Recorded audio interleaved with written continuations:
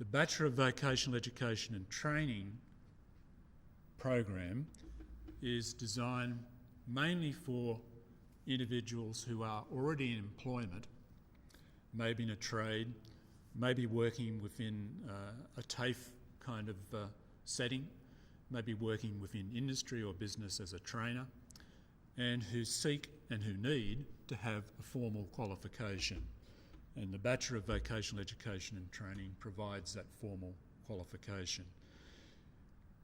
If you look at the TAFE sector, for example, it is a requirement for teachers in the TAFE sector not only to have trade experience and so forth, but to also to undertake a program similar to the Bachelor of Vocational Education and Training to get a formal qualification as a TAFE teacher.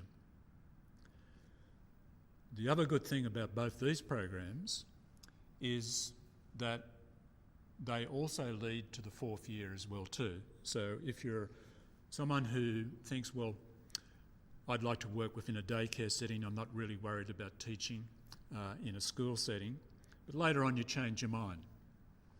You can move on to the fourth year with full credit for the first 3 years of your program. And the same applies to the Bachelor of Vocational Education and Training. And we have a number of students who do this. They see their future initially within the training industry, business training area, or in TAFE, and then ultimately think, well, I'd like to be working as a school teacher in a secondary school setting. And doing the fourth year will ultimately achieve that goal for them, and both for the early childhood and the vocational education and training lead to teacher registration as well. I won't go into any more detail about the two programs that are embedded within the BEd now, but you may like to investigate that further by contacting the university and asking some questions and getting answers to your questions. Now, some bits and pieces really to finish off.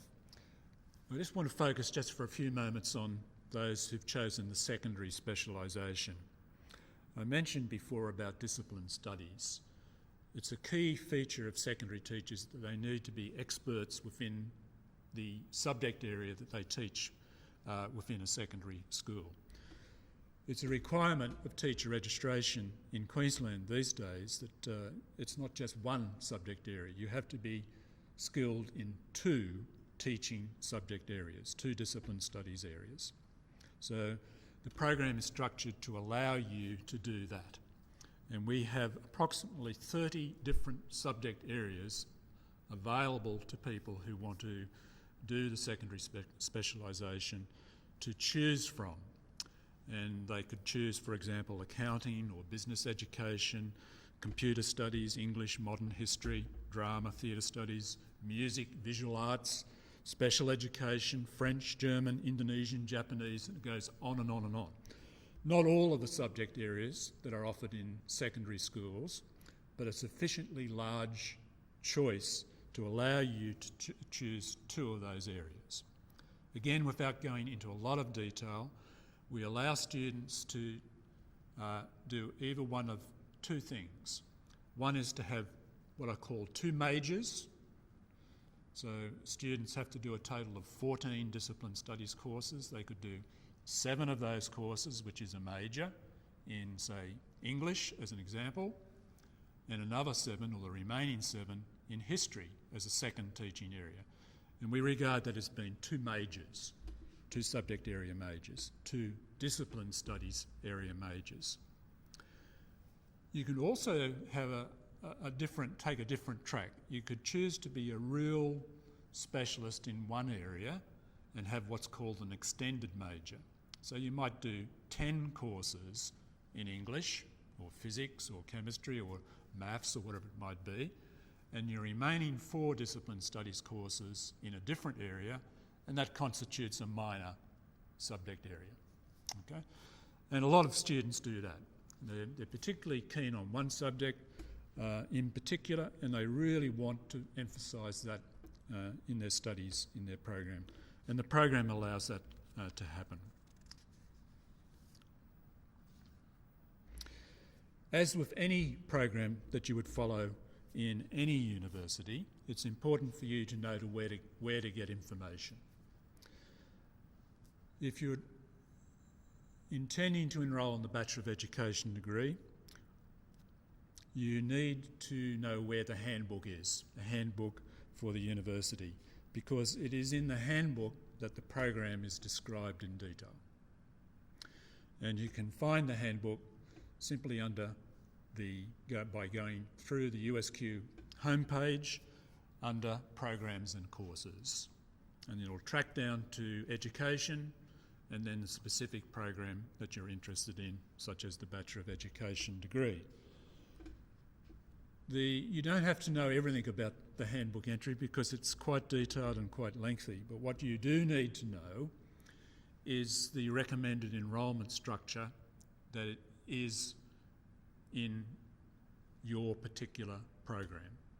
And the recommended enrolment structure is year by year, semester by semester, what courses you need to be doing. Okay? And that will guide you in terms of how you plan your study over the course of 4 years. Secondary specialisation students need also to access what's called the Discipline Studies booklet. The Discipline Studies booklet can be found by tracking to the Faculty of Education website from the USQ website down to secondary, and there you'll find the Discipline Studies booklet.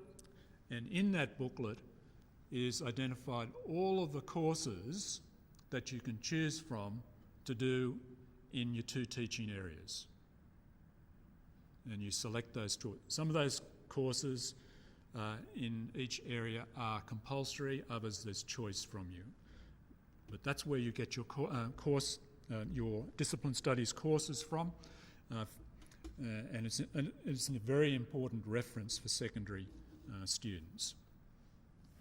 You also need to access what's called course specifications, which is a course plan or a detailed description of the course that you do, and that can be obtained by going through the USQ website. So you need to know something, preferably in advance of the semester, about the course that you are actually going to undertake. And accessing the course specification will tell you all about the course. It describes what it is, what the objectives of the course are, what the topics that are covered. It tells you about the textbook that you have to order. It gives you some detail about the nature of the assessment that's going to be carried out in that course and so forth. It's a very important source of information for you. And once again, not going into too much detail, although I've probably gone into a lot of detail, a lot of what's offered in the way of courses in our programs is done via the web. And students will need to continually access what's called their course homepage via the USQ Connect and USQ Study Decks. Each course that you do, whether you're enrolled as a web student, online student, or as an on-campus student, has an online presence where a lot of important information is contained. Every student needs to be able to access that on a regular basis because that's often how the course lecturers, examiners we call them, communicate with students, online students or on-campus students as well too. So I'm alerting you to those things now so that you will know some of the important sources of information that you'll need to become familiar with as soon as you start your program.